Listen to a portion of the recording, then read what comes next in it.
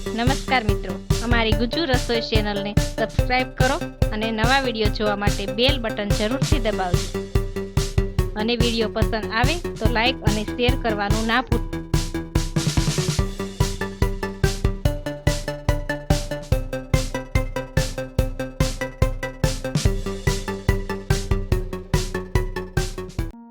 આજે આપણે ખજૂર ડ્રાયફ્રૂટ ચીકી બનાવીશું.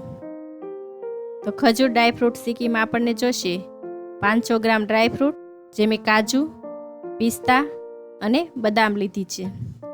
1 કિલો ખજૂર, જે મેં ઠળિયા કાઢી અને ક્રશ કરી લીધું છે. 1 વાટકી ઘી, 2 ચમચી ખસખસના બી. તો ચાલો આજે આપણે ડ્રાયફ્રૂટ ખજૂર ચીકી બનાવી. તો હવે એક લોટી મૂકી ગેસ શરૂ કરી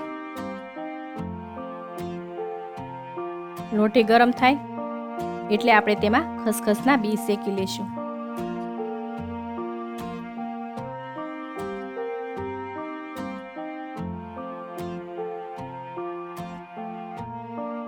તો આ રીતે તેનો કલર બદલાઈ જાય એટલે આપણા બી શેકાઈ ગયા છે. તો હવે આપણે તેને સાઈડ પર રાખી દઈશું. આપણે એક કડાઈ મૂકી તેમાં થોડુંક ઘી નાખી દઈશું. ઘી ગરમ થાય એટલે આપણે તેમાં ડ્રાયફ્રૂટ શેકી લેશું.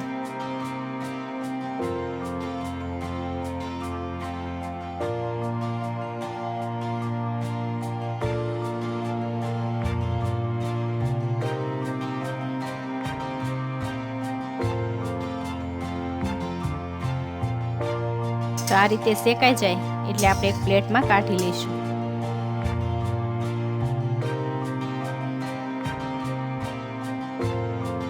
હવે આપણે આમાં ઘી નાખી દઈશું. તેમાં આપણે ખજૂર નાખી દઈશું.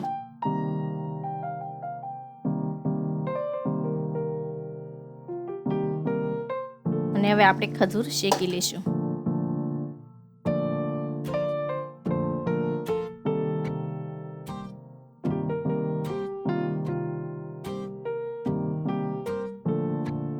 આ રીતે છૂટો પાડતો જાઓ.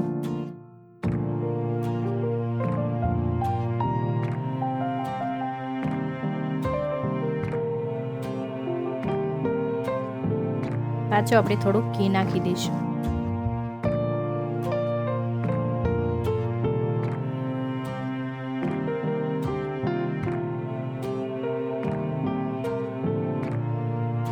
આ રીતે થોડોક શેકાય એટલે આપણે તેને ગ્લાસથી દબાવી દઈશું. તો અમુક પેશી રહી ગઈ હોય તે સરસ રીતે મિક્સ થઈ જાય. આ રીતે કરશો તો તમારો ખજૂર બધો સરસ મિક્સ થઈ જશે.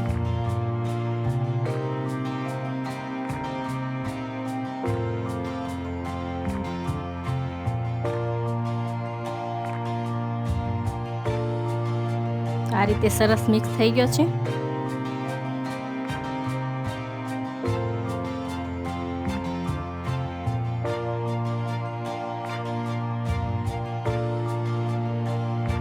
આપણો ખજૂર શેકાઈ ગયો છે. તો હવે આપણે તેમાં ડ્રાયફ્રૂટ નાખી દઈશું.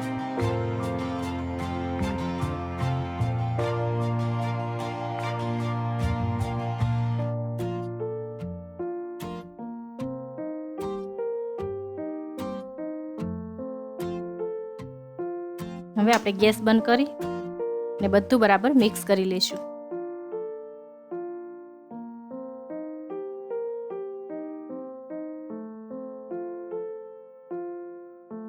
તો આ રીતે મેં બધું ડ્રાયફ્રૂટ મિક્સ કરી દીધો છે.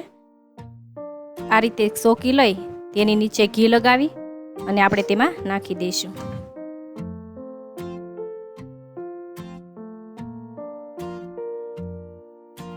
આ રીતે એક વાટકીઓ લઈ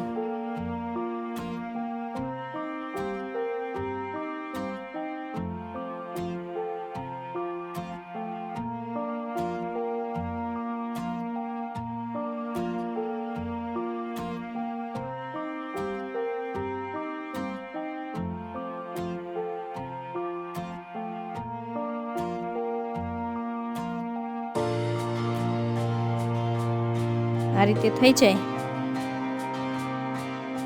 એટલે આપણે તેની ઉપર ખસખસના બી નાખી દઈશું.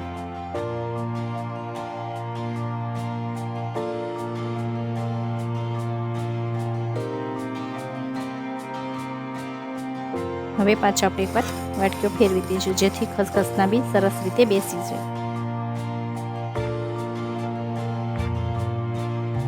તો હવે આ ઠરવા દઈશું. ઠરી જાય એટલે આપણે તેના પીસ પાડી લઈશું.